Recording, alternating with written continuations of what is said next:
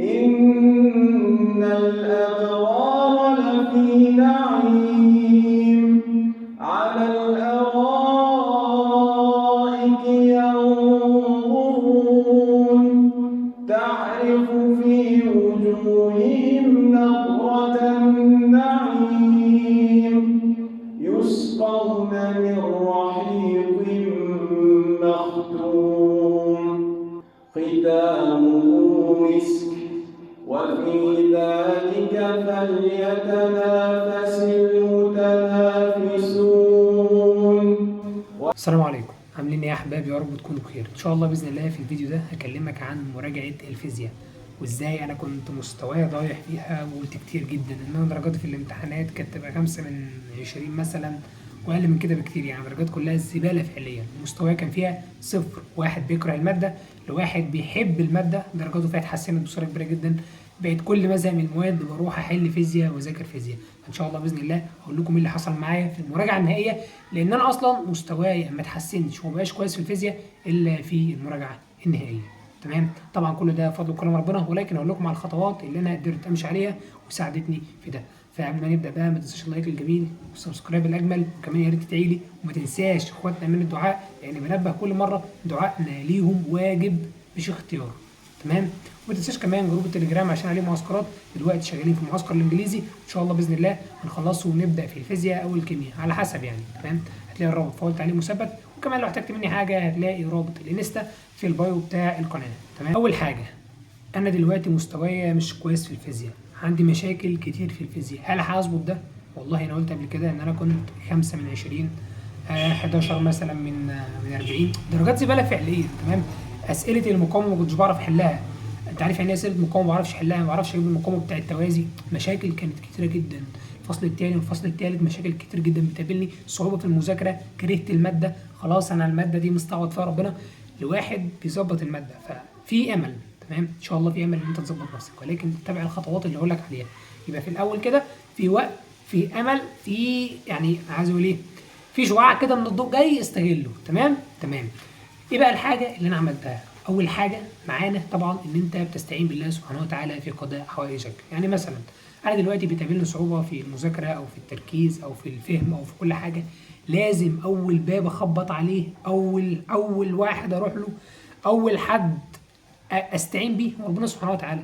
لان ربنا هو اللي يرزقك الفهم، هو اللي يرزقك التركيز، هو اللي يرزقك الصحيان وان انت تبقى فايق، هو اللي يرزقك العزيمه، هو اللي ما يخليكش تكسل وتبعد عن صحاب السوء. فدايما دعاء وان انت تستعين بالله سبحانه وتعالى. يبقى الدعاء، الصلوات، الاستعانه بالله سبحانه وتعالى، وان انت دايما تدعي ان هو يرزقك الفهم وان هو يحفظك دايما ويرزقك الاستذكار يعني او التركيز عموما يعني. تمام، فاول حاجه بصراحه يعني في كل حاجه، ودي ما كانش لازم، يعني مش عايز اقول مش لازم لان ده برضو انت كده عارفها، هي استعانتك بالله سبحانه وتعالى. تمام، دي الحاجه المطلقه.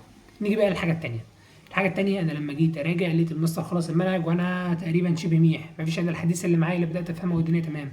طب القديم ده عملت فيه ايه؟ عملت عكس ما كل الناس دلوقتي بتعمل. الناس دلوقتي كلها بتعمل ايه؟ والله احنا بنراجع. تعال شوف فيديو مستر محمد عبد المعبود بيشرح الفصل في 7 ساعات. طبعا هو اكيد شرحه كويس وانا سمعت له، اصلا سمعت مستر محمد عبد المعبود وكل الناس دي والله. بس انت ليه تسمع فيديو مجمع 7 ساعات وتاخد دماغك بالعدد وانت كل شغلك الشاغل ان انت تخلص ال7 ساعات؟ ليه؟ في فيديوهات قائمة تشغيل نزلتها على جروب التليجرام وهنزلها تاني، لأن القائمة دي أنا ذاكرت منها وذاكرتها كلها واعتمدت عليها بعد ربنا سبحانه وتعالى على القائمة دي. سمعت الدرس اللي أسمعه أروح أحل عليه، الدرس اللي أسمعه أقرأه مرة واثنين وثلاثة من المذكرة وأحفظ القوانين بتاعته وأروح أحل عليه، وهكذا. يبقى أولا شرحك هيبقى تفصيلي، ما ينفعش تقول لي أنا هجمع كده مع بعضينا ولا الزتونة في الفصل ده، الكلام ده تعمله ليالي الامتحان. إنما دلوقتي اسمع شرح تفصيلي. طب يا محمد هسمع كل الكلام ده على امتى؟ يا حبيبي مفيش حد في الزمن ده بيسمع الحاجه على رقم واحد، كله بيضرب السرعه في 2، لدرجه ان في ناس اصلا ممكن بتسمع الفيديو ده بتضرب السرعه في 2. تمام، انا مش بقول لك اضرب السرعه في 2، اضرب السرعه في 1 وربع، 1 ونص على الاقل، يعني انت فاهم منه ايه. تمام، بس لما بتسرع بتبقى فيه شويه حشو كده في النص، فيديو بينجز معاك. تمام، يبقى انت دلوقتي تسمع من قائمه التسجيل اللي هنزلها او هتلاقيها على القناه بتاع مستر محمد عبد المعبود، فيها شرح تفصيلي. لازم تسمع درس وتحل عليه. دي اول حاجه. تاني حاجه ودي قلتها ضمنيا، القوانين بتاع الفيزياء. يعني دايما المستر كان بيقول لنا، بيقول لنا الفيزياء قوانين، حافظ قوانين وفاهم قوانين انت حليت فيزياء، مش حافظ قوانين ولا فاهم قوانين انت رحت في داهيه. انت هتحفظ ازاي في الفيزياء؟ طيب هل مثلا ان انا لازم يعني الماده كلها قوانين برضو؟ يعني انت كلامك كده بيقول لك القوانين مهمه، لا، ما في حاجات تانية مهمه برضو، تفسيرات وحاجات محتاجه ان انا افهمها، فاهمني؟ فيبقى انت الفيزياء بتتعامل معاها بمبدا الفهم مش التبصمجه، ده اول حاجه. تاني حاجه القوانين بتاعتها احفظها كويس جدا، ما ينفعش ابقى داخل الامتحان وانا مش حافظ القوانين بتاع الفصل، ما ينفعش، لازم ابقى داخل حافظ القوانين. طب انا ما عنديش المقدره ان انا احفظ، يبقى افهم، على الاقل اعرف القانون ده جه ازاي. واصل لك؟ دلوقتي ما لهاش نقاش دي، لان انا بقابل ناس تقول لي انا مش عارف احل، طب انت حافظ القانون الفلاني؟ يقول لي لا والله اصل مش عارف مش عارف ايه، لسه بتفكر. انت مش حافظ القوانين تحل ازاي؟ فدي كانت الحاجه رقم 2 اللي تاخد بالك منها. نيجي بقى الحاجه الثالثه، ودي حاجه مهمه جدا جدا من هنا لحد بكره. ايه هي؟ الكتب اللي انت شغال منها يا غالي. مالها الكتب اللي انت كنت شغال، اللي انت شغال منها يعني؟ انا في بدايه السنه اشتغلت من كتاب الوافي، هو كان كويس بس انا مستواي كان زباله، يعني هو كان كويس جدا وسهل جدا بس انا مستواي كان زباله. لما جيت اشوف نيوتن وكتاب الوسام، فرق شاسع. اشوف اسئله على على مثلا، انا كنت بقول لكم ان انا مش بعرف احل المقاومه العاديه اللي هي بتاع التوازي، الاقي واحد منزل لي ازاي على الفيس مثلا، حل لي الدب اللي على شكل مقاومات ده. ايه يا عم الهبل ده؟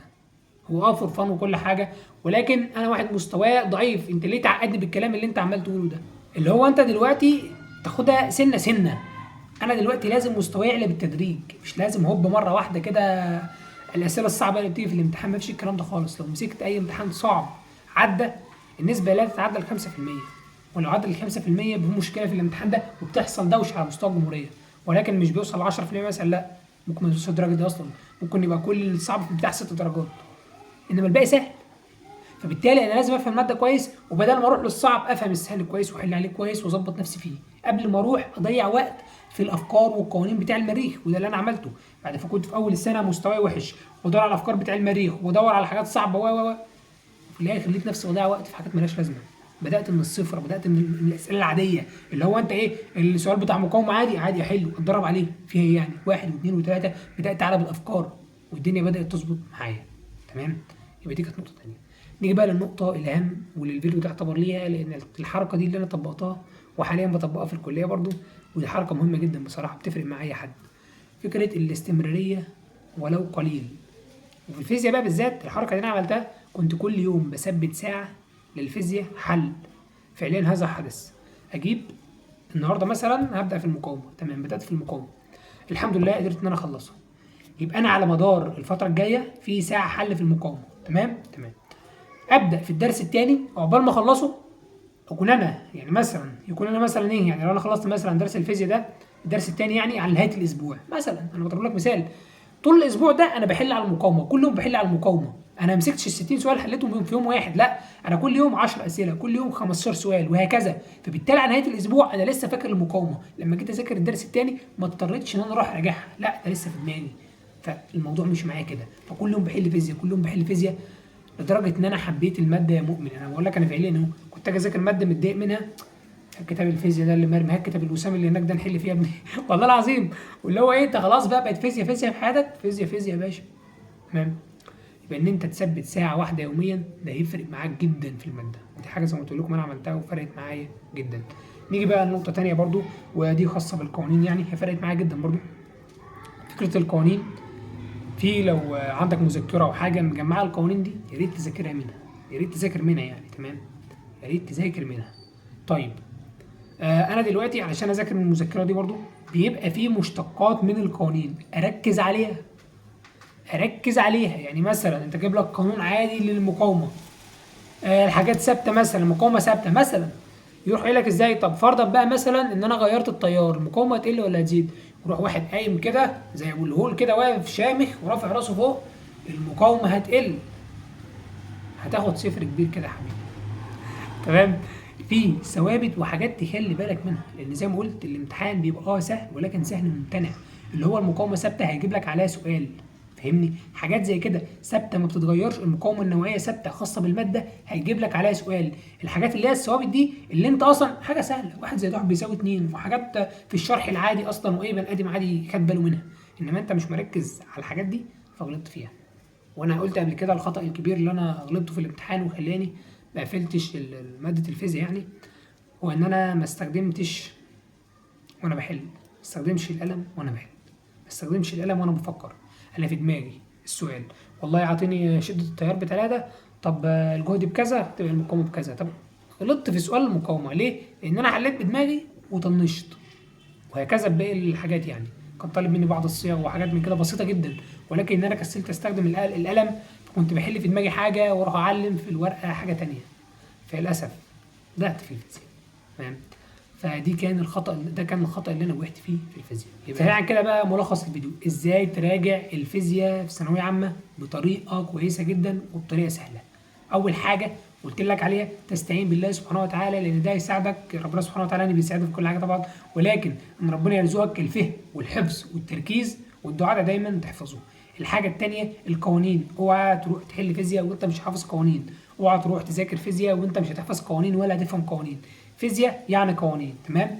الحاجه الثالثه معانا، تسمع شرح تفصيلي في المراجعه النهائيه، ما ينفعش تسمع شرح مجمع، ولا تسمع الزتونه، ولا تسمع الليمونه، ولا الكلام ده. انا بسمع شرح مفصل، وقلت ان شاء الله قائمه التسجيل هتبقى على جروب التليجرام. واخر حاجه قلتها لك، ان انت كل يوم ساعه هيساعدك جدا في المذاكره. وحاجه تانية نسيت اقولها لك برضو، قلتها بس نسيت اعدها يعني، ان انت طبعا تبعد عن اسئله التنانين بتاع دحيحه الدفعه، بتاع الناس اللي شايفه نفسها تطف رط دي. لا، انا خليني زي ما انا كده بعلب الاسئله سيكا سيكا والدنيا ماشيه معايا تمام. في نهايه الفيديو حابب افكرك بقوله تعالى، بسم الله الرحمن الرحيم، وسارعوا الى مغفره من ربكم وجنه عرضها السماوات والارض اعدت للمتقين. لازم نسرع في عمل الخير، لازم نسرع بالتوبه الى الله سبحانه وتعالى، لازم نسرع في الاعمال الخيره كلها، في المذاكره عموما، في الشغل عموما، في الكورسات عموما. ما ينفعش ان احنا نتباطأ ابدا في عمل الخير او في النجاح يعني، فاهمني؟ انما واحد مثلا بنفسك ان هو يكسبك في لعبه والكلام ده، ابعد يا عم، انا ماشي في الكلام ده، انا نفسك فيه. انا نافس دلوقتي ان انا اعمل حاجه كويسه، انا نافس دلوقتي ان انا عايز اوصل لهدف معين وافرح بيه امي. هي دي المنافسه الصح، هي دي الحاجه اللي انا اشد لها الرحال بجد وانجز فيها. فاهم؟ مفيش وقت. يا ريت تسرع، لان الشغل بكره غير النهارده، واللي هيشتغل النهارده غير اللي هيأخر لبكره. تمام. ده كان فيديو النهارده، ما تنساش بالله الجميل سبسكرايب اجمل، اوعى تنسى اخواتنا من الدعاء، وكمان جروب التليجرام زي ما قلت لك فولت عليه مثبت، ولو احتجت مني حاجه هتلاقي رابط الانستا في البايو. والسلام عليكم ورحمه الله وبركاته.